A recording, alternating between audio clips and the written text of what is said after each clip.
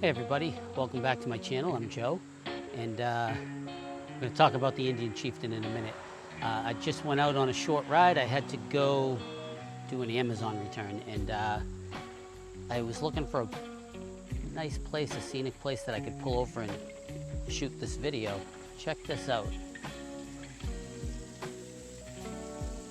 Let's just take a look here. Look at this place. See if I can get I don't know if you can see that. There's actually water. Actually, let me flip the camera around and do this because I might be able to get a better image of it. Hold on. So check this out. I've seen places like this on like paintings, like wall art and stuff, where you have this wheel with the water, and I'm not exactly sure what these things are. I always wondered what they were for. I think it might have something to do with power generation or something, but anyways, cool little spot. I don't know what this place is. Let me, a little pond over here, and it's only a few minutes from my house. I drive by it all the time. Kingsbury Grist Mill in Kingsbury Pond. So yeah, I drive by this. It's only about 10 minutes from my house, and every now and then when I drive by, I always wonder what this place is, and I wasn't sure if it was on private property or not. And then as I was driving by today, I was like, let me just take a ride and see what this thing is all about. Some little places to chill out and have a picnic, and a couple of chairs and some tables up here. I love that little ornament thing right there, man. We live in a log cabin, and that would look cool in my yard around some landscape. But let's take a look at this pond over here. And it looks like, oh, okay, private property, no trespass. There's a sign there that says no trespass. So can't go beyond that gate. But yeah, there's a little pond here. There's a couple little docks. There's a little chair over here to sit in.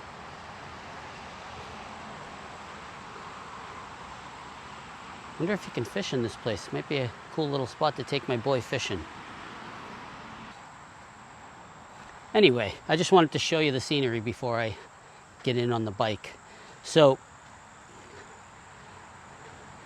the bike, I did an upgrade this week. A couple upgrades, and I'm really excited about them. I'm not 100% certain I like it yet. I think I'm sort of in the initial impression stages first, but time will tell. But there are some things, because on this particular upgrade, I did my bars just so that I can, clue you in. I put on a new set of handlebars. I also added the heated grip since I was doing the bars at the same time. And yeah, I just wanted to talk about these bars because I have been riding the stock bars on my bike for about 3 years now, and they weren't horrible, but they weren't right. You know what I mean? Ever since I changed the seat out, I love this seat. It's a Mustang seat. I love it. Super comfortable. But and I needed that seat because it set me back about 2 inches, and it gave me more leg room. But with that came a further reach to the bars, and it wasn't a horrible reach, so I figured I didn't need to do it right away. But I finally, after procrastinating for a couple years, I finally pulled the trigger, and I bought a bar from KST Customs, and it was designed in collaboration with the guys at Lloyd'z Garage out in Minnesota, I believe. And they're called the Lloyd'z Garage LG5-9er bars. And I have been looking at these bars for the better part of a year. And aside from the promotional videos and photos that Lloyd'z Garage put out, I can't find any owner reviews online. And so I thought it was important for me because I'm part of a Indian motorcycle Chieftain Facebook group. I'm actually one of the moderators in that group, and a lot of people have asked about this bar, if anybody had them, looking for opinions, and there wasn't a lot of people with personal experience with these bars. So I always felt that I needed about 2 inches pullback and about 2 to 3 inches of rise. Every aftermarket bar that I could find for this bike was like 6 inches rise or 8 inches rise. None of them had any real pullback, and I don't like the ape hanger thing. I don't want my arms way up in the air. You know what I mean? I just wanted a little bit more rise. And these Lloyd's Garage bars, they spec them at 4 inches rise, 2.5 inches pullback. And I felt like the 4 inches rise was more than I wanted, but it was as close to what I was looking for. And now I'm not so sure, because the rise actually feels pretty good to me. It's not, 4 inches is not as high as I thought it was. So let me flip the camera around and give you a better shot of the bars themselves, and we'll talk some more. All right, so let me get in close here. So if you see, like, this is the rise and then pullback. So it gives you 4 inches up and it says 2.5 inches pullback. I thought that I needed 2 inches of pullback, so 2.5 was probably good. But now that I'm on it, I kind of wish there was another inch. I probably needed more like 3 to 3.5 inches pullback, but I'm not going to get that. There's no other bars out there that do it, so I'll take what I can get. And the 2.5 inch pullback will work for me. The rise is good. However, there is one major flaw in the design of these bars, and I can't believe that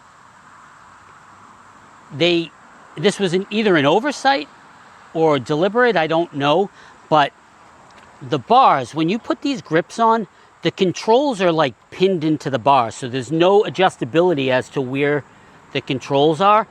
And on these bars, where they put the pinhole on the bar, it forced you to rotate the controls downward about an inch, maybe an inch and a half. So now the controls feel like they're under the bars, and I feel like that's a major oversight on the designer's behalf. Like, I feel like maybe they did it, they probably realized it was too much but didn't feel like redoing it, and they just left it alone. I don't know, I'm not sure.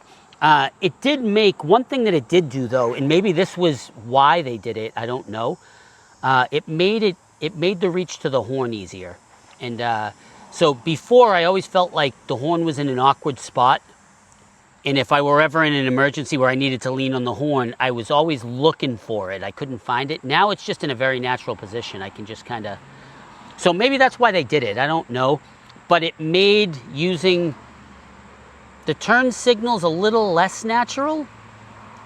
Still pretty easy, but it made using the controls for like the music and, you know, the switch for navigating the screen menu and stuff, it made that a little bit more challenging, because you have to kind of turn your wrist down to kind of access it. But I don't use these controls as much, so I think like anything else, I'll get used to it. But that is my biggest gripe with the design of the bar. And the bars are much fatter than the stock bars. And here's another thing that I think they could have done a little better on. I feel like they didn't leave enough surface to mount like a phone mount or any sort of attachments that you want to mount to your handlebars. Like, I like to put a phone for GPS and stuff right here, and it completely changed the way my phone mounts to the bars, and the mount that I was using will not work anymore. So I did try to get a different ram ball mount that attaches to the switch cover housing, but the ram ball, it doesn't fit. So now I have another one coming on Amazon today. I'm hoping that will work. But yeah, I feel like they didn't leave enough uniform surface to mount something, because it starts to taper right here. So anything that you would clamp on, it's kind of like you're clamping it to like 2 levels of bar thickness, and it just doesn't, I don't know how to explain it, but I feel like they should have either started the taper further in or further out. I don't know. But that's not as big of a deal to me. What I will say is that the bar quality is top notch. Really, really solid, sturdy bars. The powder coating on it, or whatever it is that I don't know if it's paint or powder coating, but I think it's powder coating. The finish is excellent. So I'm really happy with the quality of the bar. I did get them pre-wired, so made the install a little easier. I didn't personally install them. I had my dealer do it. But, and then the other upgrade I did, but this video is specifically about the bars, but I did put on the heated grips, which puts the switch right here. And I did test them briefly yesterday. It was obviously too warm to use them, but you know, when you turn them on, they heat up pretty quick. So I think when the cool months come in the fall, the grips are going to come in very handy. I've never had heated grips, so I'm excited to try those. But anyway, let me flip the camera around. So yeah, so those are my thoughts on the Lloyd's Garage KST 5-9er bars. Again, they call them a 5-9er bars because they say that ergonomically they work for people who are, you know, 5'9", 5'10". They call them 5'9", but I think anybody under 6 feet, these are probably a good bar for, especially if you don't want the 6-inch and 8-inch rise. You don't want the apes. I'm going to see if I can prop the camera up and get a couple of photos of me sitting on the bike so you can kind of see the angle of how I'm sitting and where my arms are in relation to my shoulders and stuff like that. So let me try and get a few good photos and we'll be right back.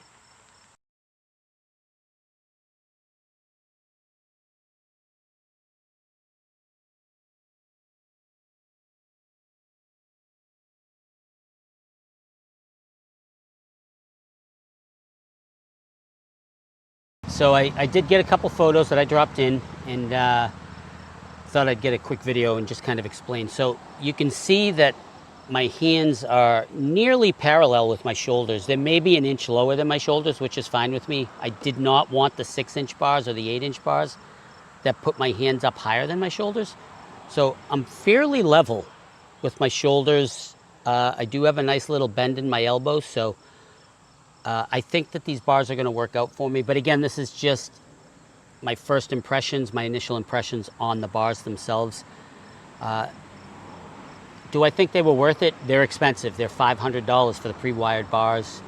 I think they're $400 or $420 for the non-pre-wired bars. But $500 is a lot of money for a set of bars. So with that said, I think they should have did a better job with pinning the placement of the controls. You know, if they had done a better job with the placement of the controls, I would say absolutely these are worth $500. However, I think that should be a big consideration for anybody buying them. If you don't want your controls moved downward, this wouldn't be for you. But if you're okay with the minor adjustment in the controls, I'd say, yeah, give them a try. They feel good. I've only done maybe 100, 150 miles since I got the bars on yesterday, but so far I like them. So anyways, I hope this helps someone that's looking at these bars, because there are literally no owner reviews of this bar anywhere online. Lloyd from Lloyd's Customs did a short video talking about how they were just perfect, and he finally has bars that fit him just right. Amanda from Lloyd's Customs also did an intro video talking about how they were the perfect bar, but in all of their videos, she was like standing up like this, and it was like very deceiving, the angles. She also had a couple of other guys sitting on the bike, showing the bars off, but they were also sitting in an unnatural position, not the way you would normally sit when you're riding the bike. So I don't think that their videos were a fair representation of the bars. Guys over at Lloyd's Customs, if you see this video and you're watching, I think you could have did better on the placement of the controls. I think they should be rotated up maybe a ½ inch to an inch. But aside from that, they seem like good quality bars. Nice job. KST, nice job. So anyways, thanks for watching my videos. As always, please like and subscribe, and we'll see you on the next video.